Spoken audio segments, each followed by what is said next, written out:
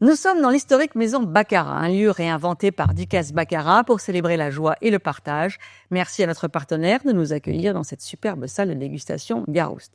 Ici, pas de jargon élitiste, comme vous le savez, et ou compliqué, on parle vin simplement parce que le vin, c'est du plaisir avant tout. Pas besoin d'être expert pour apprécier un bon verre, ni pour ressentir les émotions qu'il peut provoquer. Le vin, c'est une expérience, un voyage sensoriel, où se mélangent souvenirs, goûts et émotions. Pourtant, on le sait, chez les 30, 20, même 45 ans, il a perdu du terrain face aux bières et autres cocktails. En France, sa consommation a même chuté de 20% en 20 ans. Ce podcast est donc une rébellion douce, une envie de redonner au vin sa place dans nos vies, sans prise de tête. On va parler cépages, terroirs, accords vins, mais surtout de bons moments. Un dîner entre potes, un apéro improvisé, un verre qui change tout. Alors, ouvrez vos esprits. Et pourquoi pas une bouteille ? On embarque pour un voyage où le vin redevient une évidence. Sans oublier l'alcool, c'est avec modération. Je suis Patricia Lepic. Bienvenue dans Une affaire de goût, une production Téléparis et Niche Média Édition. Bonjour à tous. Je suis entourée aujourd'hui de Stéphane Simon, mon coproducteur, enfin mon partenaire, copain, qui partage cette podcast avec moi. Et nous avons la chance d'avoir Guillaume d'Angerville avec nous, propriétaire du domaine Marquet d'Angerville, président de la SOSCA, Académie internationale du vin et autres. Il va nous raconter son parcours. C'est quelqu'un, on est très très heureux d'avoir Guillaume, est très fier parce que Guillaume a un emploi du temps toujours extrêmement chargé. Et il nous fait la joie de s'être posé quelques instants ici dans cette salle de dégustation avec notre consommateur néophyte Thibaut, qui va avoir la chance de déguster les vins que nous a apportés Guillaume. Voilà. Donc nous avons déjà devant nous un vin rempli que nous allons tout de suite se mettre dans le bain, si je puis dire, que nous allons tout de suite sentir, goûter et nous donner nos impressions. Et nous allons tous parler autour de ça et on donnera après la parole à Guillaume. À Guillaume et à Thibaut. Et à Thibaut. Enfin, après Thibaut, je voulais dire, bien sûr. Quelle belle couleur. En tout cas, on trouve que le nez est flatteur. Oui. C'est très agréable. C'est une merveille. Moi, je sais ce que c'est, je dois vous dire, mais je ne le dis pas aux auditeurs. Ah non, il ne faut pas tout de suite... Mais pour qu'ils le sachent quand même, je peux leur dire que c'est mon vin préféré. D'accord. Alors, on est content de déguster le vin préféré de Patricia. Et puis, on a hâte de recueillir les premières impressions de Thibaut. Thibaut, qui peut-être déguste pour la première fois ce vin. Ouais. Il ne sait pas ce que c'est. Moi, ce vin, j'avoue, j'ai aucune idée. Je le trouve quand même assez fort en goût. Il me prend toute la gorge. Donc, toute la bouche. Ouais, il reste. Ouais. Donc, mais il est agréable quand même. Il n'agresse pas, il est pas. Ouais, c'est ça, exactement. Et non, j'aime beaucoup. Je le trouve sympa. Je trouve que c'est un vin quelques parfums, quelque chose en particulier. Tu peux le regoûter si tu veux, comme tu veux. Non, moi, il me fait penser. Enfin, c'est un vin que je prendrais en extérieur, tu vois, en terrasse. En terrasse, ouais. Après, là, ça vous fait tête.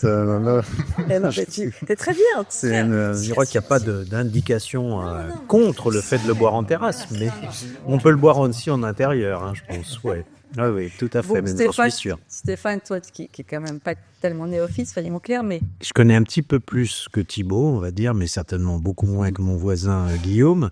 Moi, c'est un vin que j'aime beaucoup parce que je crois en avoir reconnu la provenance, le terroir. C'est un vin qui fait la grandeur de la France. C'est vraiment les très grands vins que nous avons la chance d'avoir en France. Et ce vin, je le trouve particulièrement délicat, je l'aime beaucoup. Délicat, c'est le mot, tu l'aimes bien, c'est un vin délicat. Oui, c'est un vin qui est délicat et qui par ailleurs est très... Il est très aromatique, il a beaucoup d'expressions. Oui. Et donc on y voit à la fois les expressions du fruit. Moi, ce que j'aime dans ces vins, alors je peux dire ce que c'est ou pas Oui, on va laisser. Voilà, moi, ce que j'aime dans ces vins-là, c'est que ils ne sont pas encombrés par le goût du bois que l'on voit dans beaucoup d'autres appellations qui ont fait ce que l'on appelle du fût de chêne, de la barrique, bref. Ils sont parfois très encombrés par le goût du bois. Et ce que j'aime dans ces vins-là, c'est qu'ils sont délicats, performants au niveau de l'arôme, mais ils ne nous encombrent pas avec ces goûts de bois. Alors Guillaume, à toi la parole. Merci beaucoup pour tous ces commentaires. C'est toujours très intéressant d'entendre les autres parler de nos vins. Et je dirais encore plus peut-être quand un néophyte ou quelqu'un qui connaît peu en parle, parce qu'au moins c'est sans a priori, c'est sincère, effectivement. Donc, évidemment, je suis venu avec des vins qui me sont proches. Hein. Donc, c'est un vin de Volnay, bien entendu. Donc, Volnay, c'est en Bourgogne. Et à l'intérieur de la Bourgogne, c'est en Côte-de-Beaune. Donc, on n'a pas besoin de s'encombrer de tout ça pour trouver bon ou pas bon, ou l'apprécier ou pas l'apprécier. Mais ce qui est très caractéristique de ce vin, c'est d'une part son millésime, qui est un millésime 2020, donc un millésime chaud, un millésime solaire. Et d'autre part, son terroir, qui est à l'intérieur du village de Volnay. C'est un terroir qui s'appelle Fremières, et qui se trouve être à mi-pente. Et donc, qui a subi, il y a plusieurs millions d'années, qui a subi pas mal d'érosion. Et donc, il y a assez peu de sol. Et très vite, les racines des plants de vigne vont à l'intérieur de la roche. Et donc, on a cette fin assez saline. Je pense que si vous aviez fait un effort de concentration, peut-être vous auriez pu dire... Je trouve qu'il y a un peu... Maintenant, vous auriez pu dire un côté salin. Qu'en fin de bouche, on a un côté un peu salin. Mais je le lis là maintenant. Vous savez, j'utilise souvent cette comparaison quand j'ai des gens qui viennent le déguster chez moi. C'est un peu comme si vous aviez pris une huître et que vous aviez avalé un peu d'eau de mer à la fin. Vous avez tout d'un coup sur le rebord de la langue, comme ça, un petit côté salin. Et ça, c'est ce qu'on a là. Et en fait, c'est ce qu'on appelle ce fameux terme qui est surutilisé malheureusement, mais la minéralité. Elle s'exprime en fin de bouche, là, par ce côté un petit peu salin, qui est très agréable et qui prend un peu toute la bouche. Voilà, exactement. C'est ça. Exactement. Donc, vous aviez la sensation, mais vous ne l'avez pas exprimé de la manière... donc, moi, je l'exprime, qui est inutile en vérité. Je ne devrais pas rentrer là-dedans, dans le contexte de ce podcast, mais malgré tout, je suis obligé d'utiliser mes termes à moi pour parler d'un vin que je connais bien, puisque c'est moi qui l'ai fait. Oui. Et puis ça me donne des indications aussi, parce que quelquefois, on a du mal, comme Thibaut, à mettre des mots. Donc, en fait, c'est bien d'avoir la présence de quelqu'un qui l'a fabriqué, qui va nous donner. Et puis on se dit, oui, bien sûr. Même moi, après 2-3 gorgées, j'ai senti cette espèce de petite touche saline. C'est ça. Ouais. Pour autant, ça ne veut pas dire que ça va bien avec des huîtres, hein, puisque me permet de ça. Pas du tout. Non, mais ce que je veux dire, c'est qu'il peut y avoir une expression de minéralité. Effectivement, je retrouve ce que vous avez dit sur la petite expression saline, mais pour autant, il faut chercher pour accompagner cela, il faut chercher des compléments et pas des suppléments. Donc, on ne va pas du tout sur ce type de recherche pour accompagner ce Volnay. On va aller plutôt vers des viandes. Bien sûr. Voilà, là, ça, c'est sûr qu'on fera mouche à chaque fois. Thibaut, il n'a peut-être pas envie de manger ça. Peut-être qu'il préfère la pizza, Thibaut. Non, ça, je suis quand même amateur de viande à minute perdue. Peut-être envie d'un peu de mais oui, de quoi as-tu envie? Non, ce que je me disais, en général, on dit souvent rouge égale viande rouge également, mais une entrecôte, quelque chose comme ça. Je pense que c'est ce qui se marie bien avec... Absolument. Un gigot, une viande blanche, ça irait très bien. Bien sûr. Viande blanche aussi, d'accord. Absolument. Mais ce que je voulais dire, c'est qu'effectivement, le terme un peu technique, c'est minéralité. Et le terme simple pour comprendre ce que peut vouloir dire minéralité, c'est le côté salin. Mais c'est exactement en fait, ça. c'est une autre expression, mais plus simple, le terme. Voilà. Donc, cette petite parcelle, ça me donne l'occasion peut-être de dire 2 mots là-dessus. Mais bien sûr. Cette petite parcelle, moi, j'en possède 1,6 hectare à peu près. Mais l'appellation Volnay-Fremières, elle fait 5 ou 6 hectares à peu près dans ces eaux-là. Et elle est à la limite entre Pommard et Volnay. Mais côté Volnay, bien sûr. À mi-pente, comme je disais tout à l'heure. Et ce terrain très blanc, très caillouteux, avec la roche si proche, ce qui fait que quand on laboure, on ramasse des gros cailloux. C'est assez impressionnant.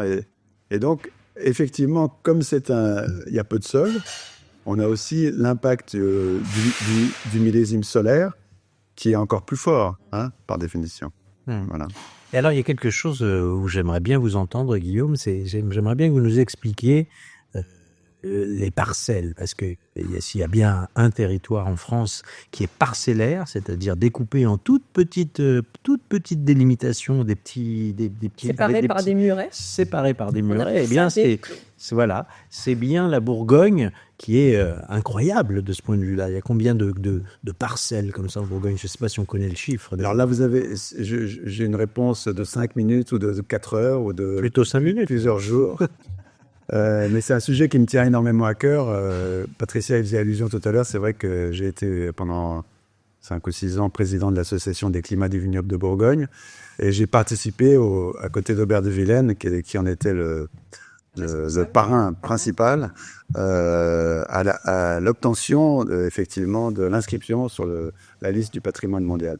Et ce que Aubert de Vilaine a voulu inscrire, ce n'est pas tellement le paysage bourguignon, ce n'est pas le mode, c'est pas le vin, ce n'est pas le vin, mais c'est le mode de viticulture, le modèle bourguignon, qui est un modèle de viticulture de terroir.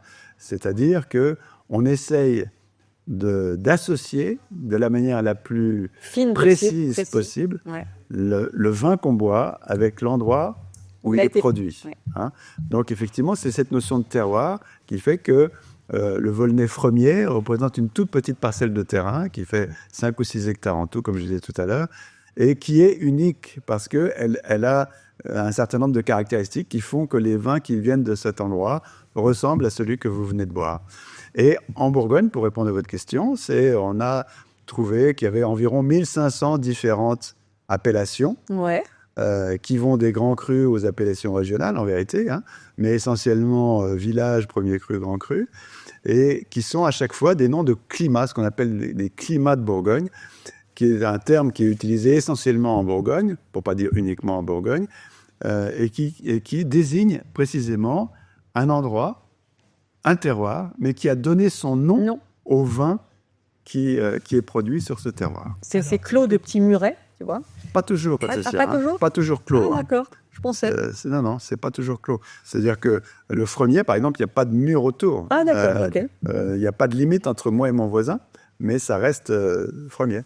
Et il n'y a pas de clos, il n'y a pas de mur autour de l'appellation Volnay-Fremier. Ah, il n'y a pas non plus autour de la... Ouais, d'accord. Et cette richesse, c'est 1500 appellations, et puis cet esprit parcellaire, ça vient d'un héritage qui a été, comment dirais-je, c'est un héritage d'abord archéologique ou c'est un héritage de famille qui se transmet et qui finit par se délimiter? Est-ce que ça recoupe toutes ces réalités? En fait, il faut bien comprendre que la Bourgogne d'aujourd'hui doit énormément à 2 institutions très importantes. La première, ce sont les moines, les bénédictins d'abord, les cisterciens ensuite, et d'autre part, les ducs de Bourgogne, les ducs de Valois, ducs de Bourgogne. Hein. À eux deux, ils ont fait ce qu'est la Bourgogne aujourd'hui. Pourquoi? Parce que les moines ont inventé le modèle de viticulture bourguignon, en effet. Donc, l'utilisation d'un seul cépage, là, je reviens peut-être un peu trop sur la technique, mais en Bourgogne, on a un seul cépage, le pinot noir pour le rouge et le chardonnay pour le blanc. On a un 3e cépage, la ligotine, mais qui est assez marginal dans la grande image. Ils ont choisi ce monocépage avec les ducs qui ont interdit la plantation du gamay, qui était encore assez courant jusqu'au fameux édit de 1395 qui interdisait la plantation du gamay en Bourgogne parce qu'il fallait faire des vins de grande qualité. Et donc le pinot noir était un gage de qualité, ce que n'était pas le gamay, qui était plus producteur, mais de moins bonne qualité. Et puis ils ont inventé petit à petit, on a affiné cette notion de climat, et petit à petit on a déterminé que, au-delà de cette limite, le vin était suffisamment différent pour qu'il ait besoin d'avoir un nom différent. Et donc, petit à petit, ça s'est fait sur au moins 1000 ans. Hein. On peut parler de au moins 1000 ans de progression lente. Et cette espèce de résilience, génération après génération, ça s'est affiné petit à petit. Alors qu'au début, il n'y avait pas... Comme vous le disiez tout à l'heure, il n'y avait pas de notion de géologie. Hein. Ils n'avaient pas la science pour eux. Mais néanmoins, ils comprenaient qu'il y avait des différences. Ouais. Et donc, Et alors, c'est très curieux parce qu'on pourrait penser que certaines appellations qui valent très cher, parce que c'est aussi ça, la Bourgogne, il y a à peu près tous les prix, eh bien, sont forcément les meilleurs. Mais il se trouve que moi, j'ai des souvenirs de dégustation où j'ai dégusté on va dire, des villages qui étaient très bons, très performants, et parfois des premiers crus qui étaient un petit peu, enfin très bons évidemment, parce qu'il n'y a pas de premier cru complètement décevant. Mais ce que je veux dire, c'est que les parcelles réservent vraiment des surprises, mais il y a aussi un savoir-faire qui est le savoir-faire du vigneron, qui va faire que sur deux vins sensiblement de la même parcelle, on va se retrouver avec deux goûts différents parce qu'ils n'auront pas été récoltés exactement la même date, parce qu'ils n'ont pas été travaillés tout à fait parfaitement de la même manière entre deux vignerons. Et donc, la Bourgogne est pleine de surprises. Mais est-ce que tu ne penses pas que tout ça, là, ce que tu racontes, ça ne fait pas partie aussi, là je me retrouve aussi vers Guillaume, de la complexité de toutes ces petites appellations, ces micro-terroirs qui peuvent être un peu intimidants pour quelqu'un de néophyte comme Thibaut ou autre. Alors que les vins de Bourgogne, c'est vraiment, s'il y a bien un vin qui est le vin de partage, le vin de un peu voilà le vin des épicuriens, c'est les vins de Bourgogne. Il y a ce merveilleux film Mon oncle Benjamin d'Édouard Molinaro avec Jacques Brel où ils boivent du Volnay. Et pour moi, c'est mythique et ça fait. De toute façon, c'est difficile de trouver des mauvais vins en Bourgogne. Il faut vraiment s'y. Faut vraiment. Sur la complexité des petites appellations, que quelqu'un qui ne s'y connaisse, qui n'a peut-être pas forcément cette éducation de vin de Bourgogne, en tout cas, comme Thibaut peut-être, puisse s'orienter et puisse se faire plaisir. Donc c'est ça l'idée. Voilà. Je vais donner juste un petit exemple pour. Est-ce qu'on peut goûter l'autre en même temps que tu parles, Guillaume? Bien sûr. Voilà. Je vais donner juste un petit exemple pour essayer de mettre les choses en place. Le village de Volnay, ouais. où est installé mon domaine, hein, ouais. a une surface totale en premier cru qui est d'environ 110 hectares. Hein. Pour tout le village, il n'y a que 110 hectares de Volnay premier cru. Hein. Donc 110 hectares, c'est la taille, en vérité, d'un château rue Bordelais. Hein. Ah oui, d'accord, ok. C'est la taille d'un château bordelais. Et donc, à Bordeaux, il y a un château qui aura 110 hectares. À Volnay, il y a 110 hectares qui sont répartis entre 40 différents producteurs. 40, ah oui. Et entre plus de 30 appellations différentes. D'accord. Ouais. Ah, donc effectivement, pour un néophyte ou pour quelqu'un qui découvre le vin, il faut faire un effort de compréhension parce que c'est plus compliqué à comprendre que des grandes parcelles qui ont toutes le même nom. En Bourgogne, on a fait le choix effectivement de faire cette viticulture de terroir qui relie le vin à l'endroit où il est planté, où la vigne est plantée. Et donc, à chaque fois, on associe une parcelle à un nom et ça fait un vin différent. Mais alors maintenant qu'on a dit tout ça, quand on est un peu néophyte, c'est pas plus compliqué de le déguster, même si on connaît pas, on n'est pas. Non. On la connaît pas pour l'histoire. revenir au point que vous avez fait tout à l'heure, effectivement, quand on a plusieurs propriétaires viticulteurs qui font la même appellation, ouais. On peut avoir des différences entre les deux parce que, en fait, la magie du vin de Bourgogne, c'est cette rencontre incroyable entre un terroir, ouais. une plante, le pinot noir, et un homme quand même, sûr, ou une femme, bien sûr. Ouais. Hein. Donc il y a tout ça. Mais quand même, c'est le terroir qui doit parler d'avant. Voilà. Pour moi, en tout cas, c'est le terroir qui doit parler. Dans mon idéal, je ne suis qu'un facilitateur. Tu lui donnes sa personnalité quand même, parce que tu as le fameux terroir que ton voisin a le même. Et ensuite, tu vas c'est la façon dont tu vas vinifier ton vin qui va donner son caractère, parce que sinon, c'est exactement les mêmes. Tu vois ce que je veux dire? Mais un jour, il y a un journaliste américain qui m'a dit Guillaume, tes vins ne sont pas faits, ils ne sont pas fabriqués, ils sont nés. Et j'ai beaucoup aimé cette expression parce que ça dit bien. C'est ça. Ça dit bien ça. Je suis presque comme une sage-femme. C'est-à-dire que j'aide le vin à naître, mais après, le vin, il vit sa vie. Il se développe. Alors là, vous faites quand même peu de cas du travail millénaire qui vous a été transmis. Vous comprenez ce que je veux dire. Ouais. La reconnaissance qu'on doit avoir vis-à-vis des générations qui nous ont précédées est énorme. Elle doit être énorme. On ne serait rien sans ces moines, sans ces ducs de Bourgogne et sans toutes les générations qui les ont suivis après. Oui, bien sûr. C'est incroyable. On ne serait rien aujourd'hui sans eux. Hein. Ça, il faut s'en souvenir tout le temps. On n'est qu'un tout petit maillon dans cette longue chaîne et on n'a pas fait grand-chose. D'autant plus, donc, ça rejoint un peu, ça je vais rechercher un peu plus loin, le propos du podcast, de ce patrimoine culturel que nous avons et qu'il faut continuer à faire vivre et à faire découvrir à des jeunes néophytes comme Thibaut. Thibaut, ce deuxième vin, qu'est-ce que tu en penses alors ? Ce deuxième vin, je vois une petite différence. J'ai toujours le côté un peu minéral dont vous parliez, je le sens toujours en bouche. Là où ça diffère, c'est je le trouve un peu plus fort. Même après l'avoir goûté, j'ai toujours un goût qui reste en bouche. Plus fort, plus prononcé. Plus prononcé que celui d'avant, ouais. Est-ce que je peux commenter là-dessus ? Oui, vas-y. Ce que vous appelez goût prononcé, moi j'appelle ça longueur en bouche. En vérité. C'est-à-dire que c'est une qualité pour un vin d'avoir une belle longueur en bouche. C'est-à-dire que là, on en parle et vous continuez d'avoir des sensations en bouche qui sont peut-être différentes de la première que vous avez eue. C'est ça.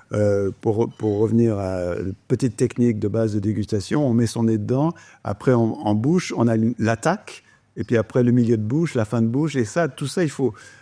si on a envie de tout apprécier dans un vin, il faut vraiment faire attention à tous ces moments-là, parce que ça évolue en bouche et ça donne des choses différentes. Mais effectivement, la première chose que vous avez dite est tout à fait juste, c'est un vin également assez minéral. Cailleray, c'est un Volnay Cailleray, hein, donc également un Volnay premier cru, mais c'est sur la colline sud du village, c'est à 500 mètres du village du vin précédent. Hein. Ouais, c'est incroyable. Donc c'est une minuscule distance. Mais c'est un terrain aussi très caillouteux. Cailleray, ça vient du mot caillou, évidemment. Et il y a ce côté minéral. C'est un très, très grand terroir de Volnay, Cailleray.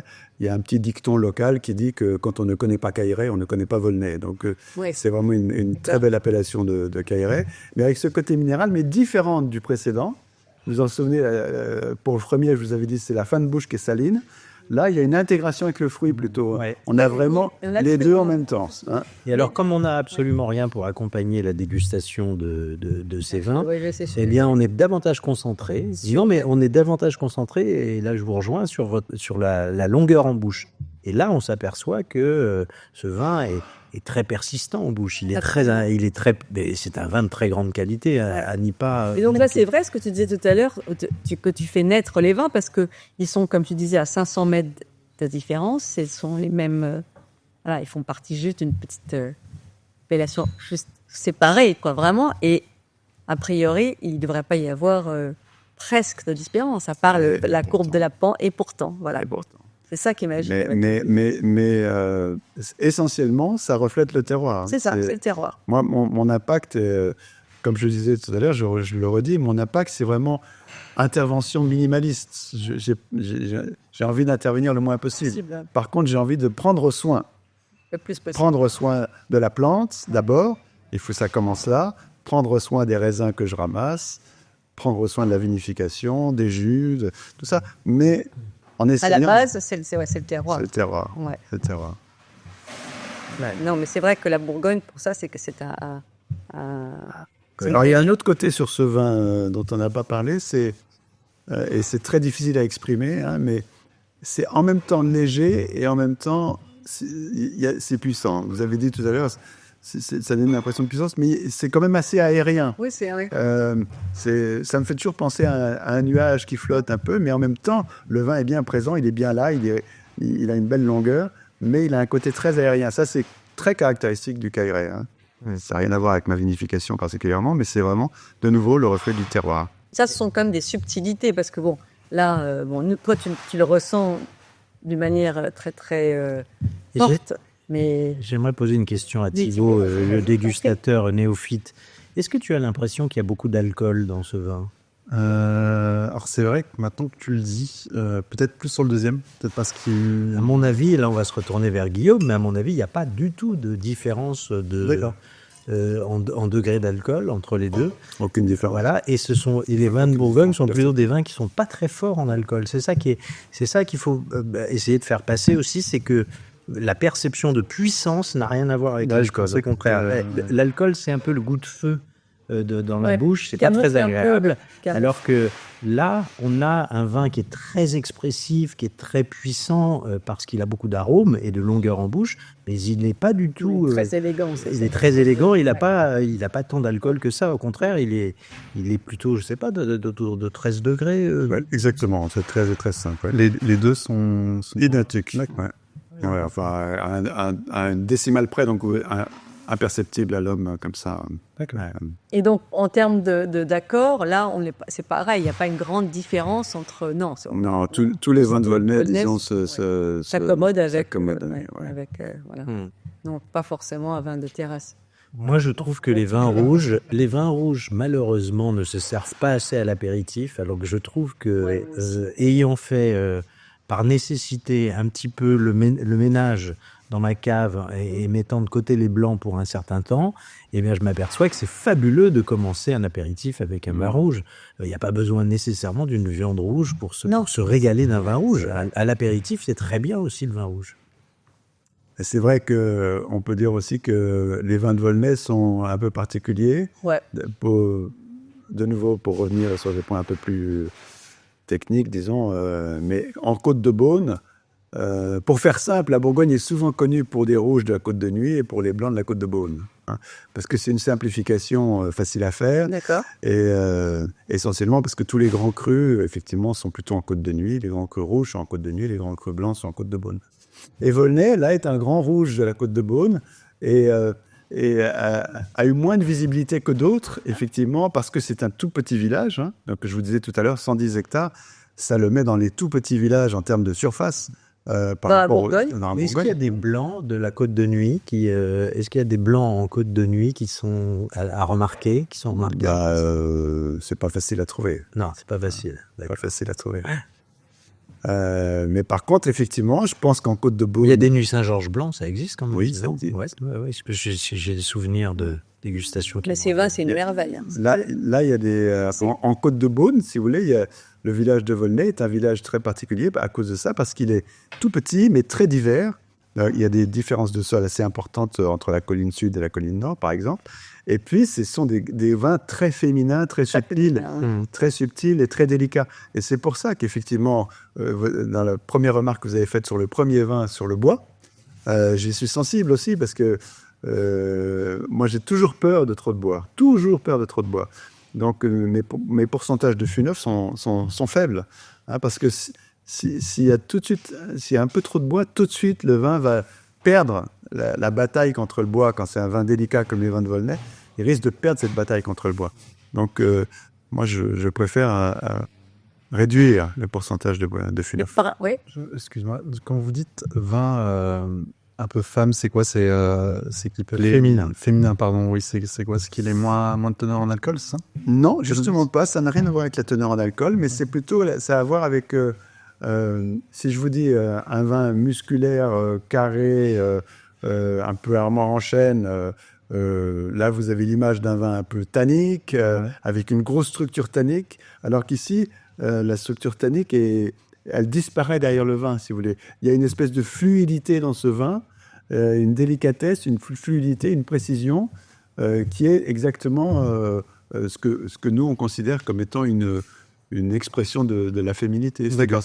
C'est suave, c'est soyeux, c'est délicat. C'est un vin en subtil. robe plutôt qu'en short. Tu vois, là. D'accord, voilà, c'est ça. Exactement. Quelle comparaison, Stéphane, si tu fais des J'essaye de trouver des images. images. Voilà. Mais on a un peu maladroit. Depuis très longtemps, on décrit les vins de Volnay comme étant des vins féminins. Hein. Ouais. C'est- Ça fait partie des clichés que l'on entend tout le temps. Le Volnay, c'est le plus féminin des Bourgognes. C'est Mais- pas beau, et moi, c'est mon vin préféré. C'est un vin extrêmement délicat. Moi, je sais pas si c'est le plus délicat ou le plus féminin, mais ce dont je suis sûr, c'est que c'est un des plus délicats, ça c'est sûr. C'est vraiment très agréable, c'est flatteur, ça a plein d'avantages. On parle de combien? Parce que c'est, comme tu dis, à 110 hectares, donc ça veut dire une petite production totale des vins de Volnay, finalement. Il y en a Bien pas sûr. énormément, non? On parle de combien de bouteilles? Alors, tu connais la règle facile, hein, c'est environ 5000 bouteilles hectares. Hein, donc, 5000 fois 100, ça fait 500 000. Ouais, donc c'est pas énorme, hein, franchement. Non, c'est minuscule, c'est microscopique.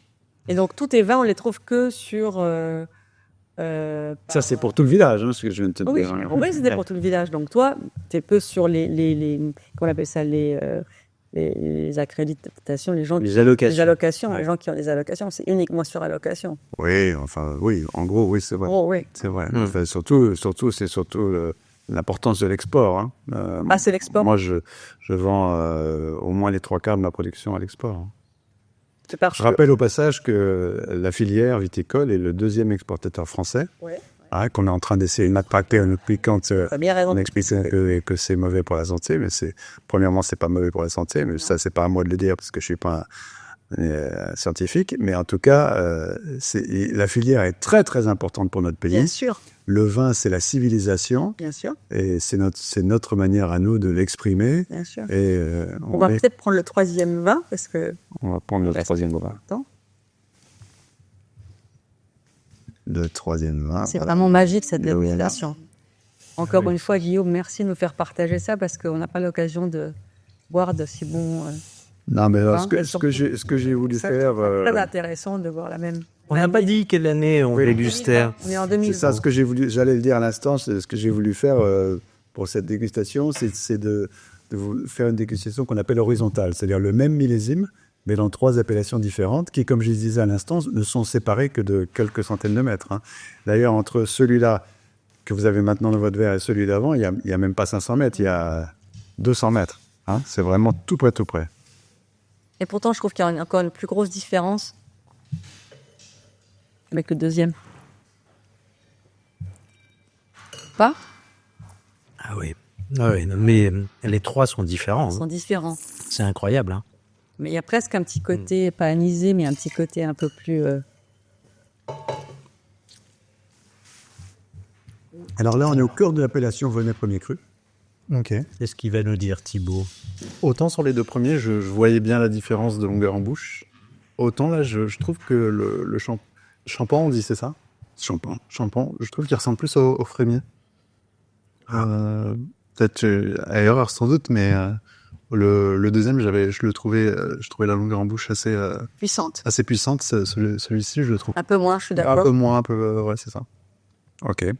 Alors, je suis obligé de vous dire que techniquement, c'est faux. C'est-à-dire que les terroirs sont très différents entre Fremier et Champan. D'accord. Ah, d'accord. Fremier, le premier, c'était un terroir, comme je vous ai dit, terre très blanche, très calcaire.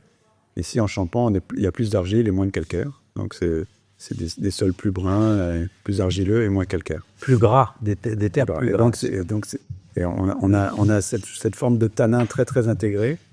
Un très joli fruit, un côté très soyeux, comme je disais tout à l'heure, qui est très, très caractéristique de Volnay.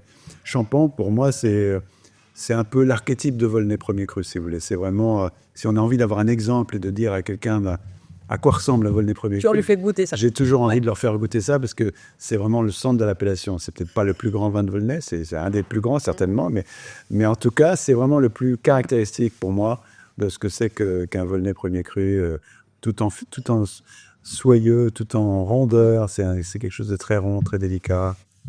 Et sans être trivial, est-ce qu'il y a des différences de prix entre les 3 bouteilles que l'on a dégustées ou elles sont à peu de choses près équivalentes? Alors, il y en a entre... en fait, le premier est un peu moins cher que les 2 derniers, que je mets toujours au même prix, Ouais. exprès, parce que Champan, Cailleray et Taillepied, qui est un 3e premier cru que je produis aussi, pour moi, ils sont de la même qualité. Il y en a tant un dans un millésime donné qui donnera mieux que l'autre, mais c'est vraiment le même groupe. Alors, il y a le premier de chez moi, c'est le Clos des Ducs, qui est un monopole. Celui-là, il est au-dessus. Mais après, Taillepied, Champan et Cailleray sont au même niveau. Et Fremier, un peu en dessous, en prix. Mais en qualité, je trouve pas tellement mauvais. Non, c'est quand même très, très, très, très bon, très gourmand. Tout ça, ça donne vraiment Et dans beaucoup de plaisir en tout cas. Moi, te couper, Stéphane. Dans tous ces vins de Bourgogne, donc tu me disais que c'était plutôt à l'export, mais dans la problématique de faire revenir notre problématique, enfin celle qu'on essaye en tout cas d'alléger, de faire revenir des jeunes consommateurs vers le vin, est-ce que la Bourgogne est un vignoble qui souffre un peu plus que d'autres ou pas, ou est-ce que Alors, moi, là aussi, je voudrais dire un tout petit mot là-dessus, parce Ouais. que c'est une caractéristique importante du domaine d'Angerville, c'est qu'on on produit également beaucoup d'appellations régionales. D'accord. Et j'ai beaucoup de mes confrères qui ont abandonné plutôt ces appellations régionales pour se concentrer sur les villages, les premiers crus, les grands crus. D'accord. Moi, j'ai fait le choix inverse. J'ai même racheté récemment des Bourgognes. Bourgogne, appellation Bourgogne. D'accord, ok. Et une des raisons, j'avais Thibaut en tête, c'est-à-dire, une des raisons, c'est de permettre à la jeune génération Ouais. de comprendre la Bourgogne, de découvrir la Bourgogne par des bouteilles qui sont abordables. Bien Dans le sûr, prix, ben voilà, hein. bravo. Bravo. Donc, on fait des Bourgognes rouges, des Bourgognes blancs, des Bourgognes Pastougrin, des Bourgognes aligotés, qui sont des vins moins prestigieux, évidemment, que le Volnay premier cru, que les 3 Volnay premier cru que vous venez de déguster, mais qui sont vinifiés et faits avec le même soin que les autres, hein, simplement parce qu'ils sont sur des terroirs moins prestigieux, ils se vendent moins cher. Ouais. Mais ça vous donne à vous l'occasion de découvrir la Bourgogne et l'occasion, au passage, aussi de découvrir le domaine d'Angerville, parce que quand on a goûté un Bourgogne rouge de chez moi, après, on comprend un style, Voilà. et si on aime le style, on a envie de découvrir d'autres choses. Bien sûr, voilà.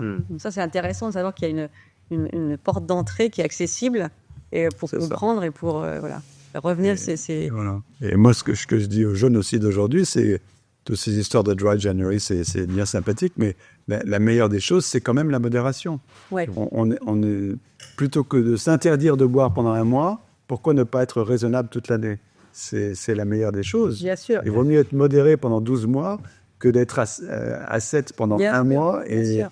Et qu'est-ce qu'on fait les 11 derniers mois ? Oui, on peut considérer qu'une semaine, ça comprend 7 jours et on n'est pas obligé de boire tous les jours, tout simplement. Et même, C'est aussi simple que ça. c'est recommandé de ne pas le faire. Ouais, voilà. Et, C'est donc, recommandé de ne pas le faire.